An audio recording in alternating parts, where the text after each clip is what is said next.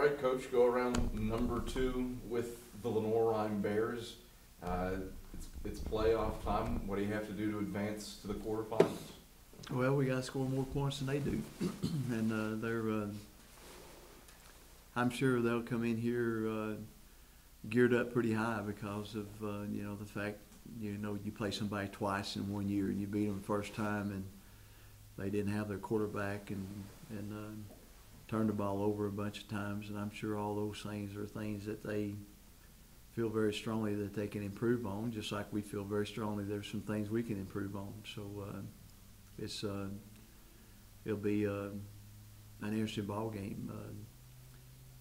They're a talented football team leading our conference in defense.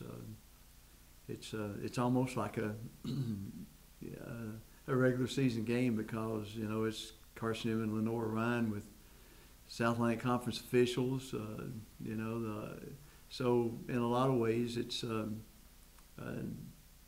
may not have a playoff feel in some ways, and then playing on Thanksgiving weekend with students not here, it's going to be an interesting weekend, and it could be very easily a time when you would not let the main thing be the main thing, and that is blocking and tackling, and taking care of the football and winning the kicking game and trying to eliminate some penalties.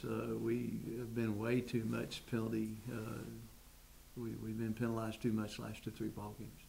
You look back at that first game, and it seems like forever and a day ago, back on September 15th. How much of that contest can you apply to this week's game? Well, good football teams have improved since the second game of the season. I think it was our third, our second. And I do think that we've improved. I think they've improved. I think the other thing that is so critical is the fact that you've had injuries. The team in Division II, in our conference, we only limited 25 scholarships, and the injuries are so key because used to we could reload pretty good, but there wasn't much of a fall off. But because of some financial situations, financial aid situations at Carson-Newman, we fall off pretty fast. So we've been very fortunate that we've had some kids that's done a tremendous job of filling in some gaps. But I think we'll have at least 3 defensive guys that would have been starters that won't even dress this ball game, and that makes a big difference. How much of a difference does it make for them to have Reuben Haynes back in the saddle at quarterback? Well, he's their senior quarterback that they have a lot of confidence in, and I think it'd be the same thing with us. You certainly want to have all 11 players in there that brought you this far, and that's another thing you do. You don't change too many things, at this stage of the game. So we're just glad to be playing. How beneficial was the bye week? Very much so. We had played 9 straight weeks, and so a break to catch our breath, to do something different than just go play football.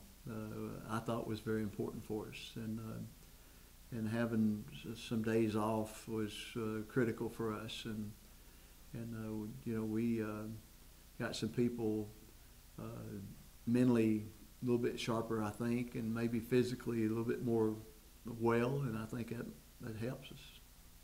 Of course, over the series history, Carson-Newman has had the upper hand against Lenoir-Rhyne, but over the last several years, what are some of the things they've done to get at this kind of level where they can go into the playoffs and win the SAC championship? What's changed over the years for them? Well, I think the coaching staff's done a great job. I think Fred Goldsmith laid some foundation, solid foundation, and Coach Mike Houston and his staff certainly have built on it, and they've done a tremendous job recruiting players, and they got some talented football players, and I think defensively, when they're leading the conference, that means they're doing some things right, you know, you win championships with defense, and I think they've done a tremendous job. They got a good kicking game. They got dangerous returners. They've got good kicker, good punter. You know, so they're a solid football team. And then when you run the option and you're leading the nation in rushing offense, and you're doing some things right. And that's a tough combination. Good defense, run the football, solid kicking game. Of course, your upperclassmen understand the importance of going to the playoffs and also know what it's like to have seasons where you don't go to the playoffs. Have they been stressing that to some of the younger guys across this past week?